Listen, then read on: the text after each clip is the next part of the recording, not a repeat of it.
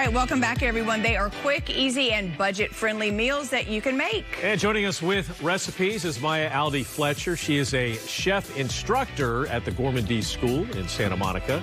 Thanks for coming in. You got some good-looking food. I mean, very beautiful. colorful. I almost don't want to dig in. It's so pretty. School. Thank you so much. All right, let's get right to it. This is your summer corn salad. Yes, that's our summer corn salad. The corn is roasted, very, very sweet right now in summertime. And then we fold in some white beans and baby tomatoes from the farmer's market. Okay. And I put in some pita slices over there so you can just scoop it and make it easy. I love the presentation. Thank you. You have lettuce underneath. We have arugula underneath just to give it like a cushion. Okay, and then put all that, and then put the pita around. That's cool. Delicious. All right, so one of the camera guys just told me that the beet salad is his. So hands off. So someone's liking it. So the roasted beet salad, today we are using organic red beets. And then the pale-looking one is actually called a candy cane beets. Oh. Before it's roasted, it actually looks like a candy cane. Okay. It's bright red and white.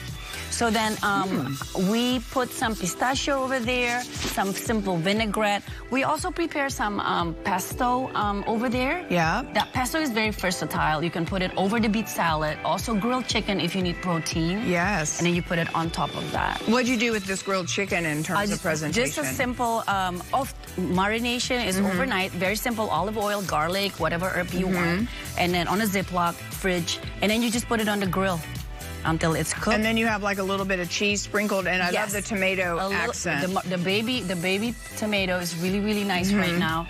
And then I have some edible flour, some baby basil, and then shaved Parmigiano cheese. And it's got some moisture in it, so it's not dried out. Yeah, exactly. Which is always a problem sometimes with chicken. And Glenn, you had your eye on this. You were like, that's not on my plate. And she was like, I'm going to make a demo. I'm going to make a demo.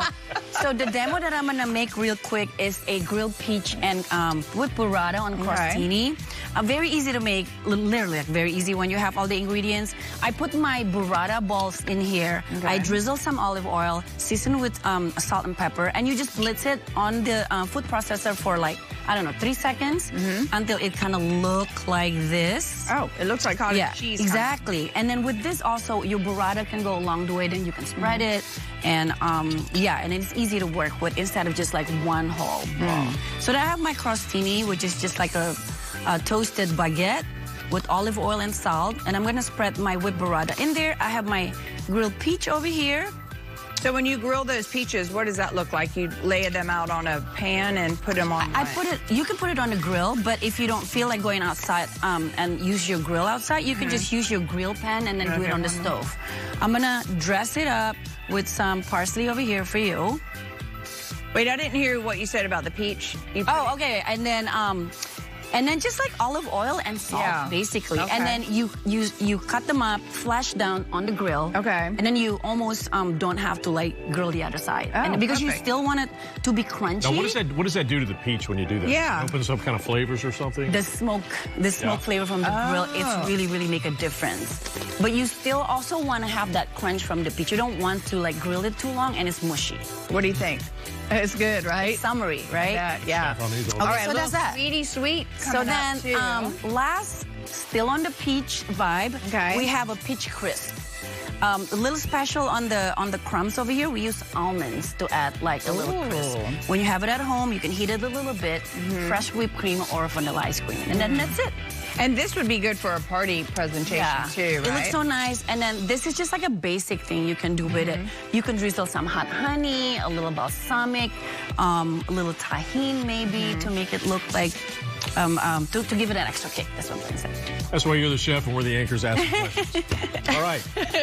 Thank you so much. Great food. Very appreciate it. Thank you amazing. The beets and that, what is it called? Candy cane beet? Yeah, the candy cane beets. It's kind of fun to work with. All right, if you'd like to learn more about the Gourmandise School or sign up for their upcoming cooking classes, which Lou's already been invited to, you can go to their website. You can also follow them on social media. I'm not sure if that invite, once I get